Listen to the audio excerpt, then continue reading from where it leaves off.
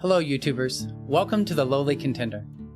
I was once asked what true love was, or what I thought about it, and I don't remember what my response had been at that time, but I knew it was unsatisfactory, at least to me, and that always bothered me. So I'm taking this video to rectify that insufficiency. What is love? Obviously, this topic has been well discussed over the millennia, and we see in our society the evidence of there being a problem with how we perceive it. In not only our marriages, and a large percentage of those are fraught with serious internal conflicts, but in all our relationships, even in our beliefs and what we think is important. For we live our lives according to the things we treasure in our hearts. Let me begin by underscoring a key principle and what I reasonably think is inescapable from the real love that we all seek. It lies in the nature of personal sacrifice. And who better to demonstrate that love than the God of love, who gave his Son, himself born to suffer with man as man, and yet without sin, and so a perfect sacrifice with a most perfect love.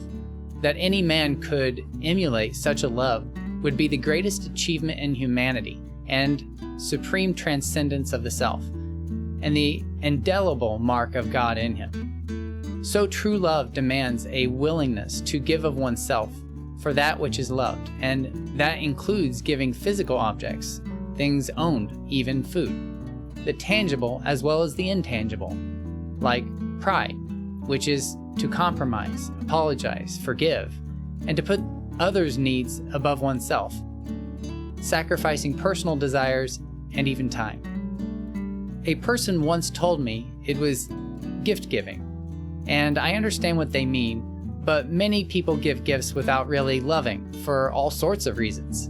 Cheating husbands give gifts out of guilt. Some give gifts expecting something in return. A gift given that required real personal sacrifice, not the pretense of it, however, is a hallmark of love. The more one is genuinely willing to lay down themselves for whatever they have affection for, the greater their love. This outward giving aspect of love is one component, the active. A second aspect to love, the passive, is revealed in what we allow to happen to ourselves.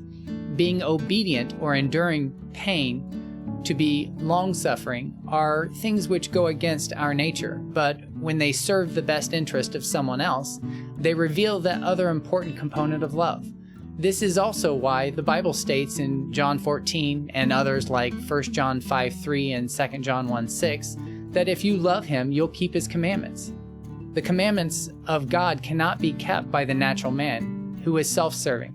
Serving God and keeping his commandments require a transcendence by the natural man, and that transcendence is the gift of love by his Spirit acting upon our spirits from the God of love. Notice how these things can be seen. They are not hidden to those who aren't blinded by their passions. When it comes to romantic love, God would not have us confused, for it subsists in a life commitment and is integral to our knowledge of his relationship with us. His vested interest in our romantic lives is prevalent in the scriptures, from the creation of Eve to Samson to Ruth to the Song of Solomon and beyond. He had men write down so much about love because he wants us to be wise in it.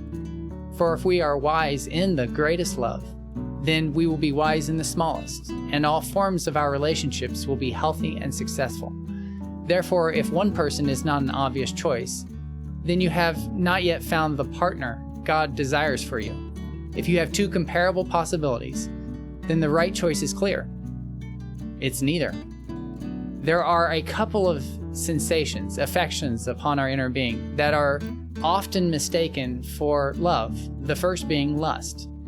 Many would agree that one can lust after another without loving them. The fashion industry takes most advantage of this.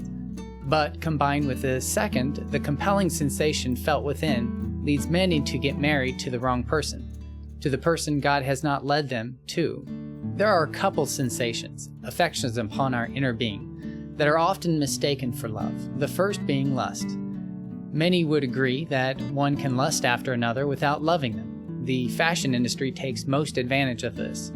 But combined with the second, the compelling sensation felt within leads many to get married to the wrong person, to the person God has not led them to, who is not the best fit for being their partner. The second being filial love, brotherly love, where there is a genuine caring for the other person's well-being. But it's based on what you know about the person and how closely who they are fits what is pleasing to you. Now, by itself, this can very much resemble true love, for one can mistake real love for liking someone very much, so long as things in the relationship are good and things are going as desired, that they are getting out of the relationship what they will.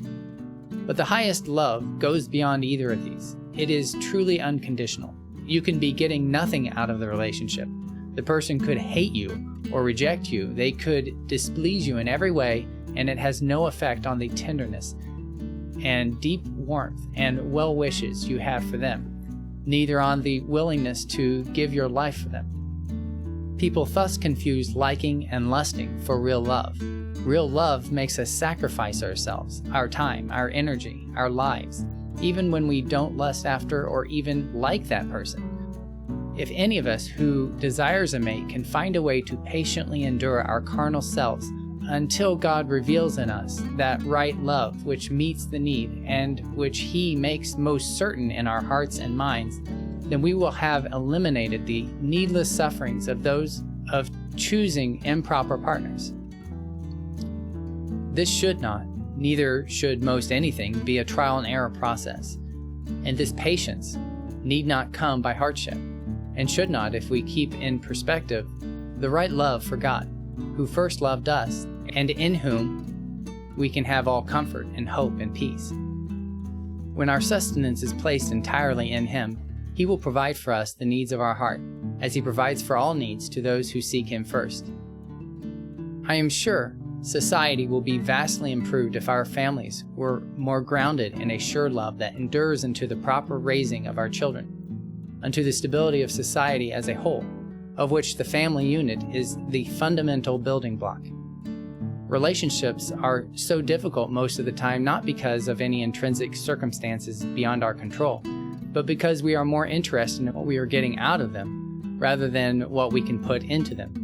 We shouldn't be asking what love can do for us, but what we can do for love. Lastly, healthy relationships can only be arrived at by all participants being willing to invest themselves, and for the right, godly reasons. This is true of not only romantic and familial relationships, but also corporate and civil and even international ones. It takes two to tango, as they say. As we've discussed, with true love comes sacrifice, and sacrifice comes in many forms, both active and passive. But these things are necessary for healthy relationships of any kind. This is why a real love for God and for our fellow man is so much stressed in the Bible, that even Jesus stated how all the law and the prophets are based on the very principle. If we could all just grasp this idea, not just in our minds, but in our hearts, how different the world would be.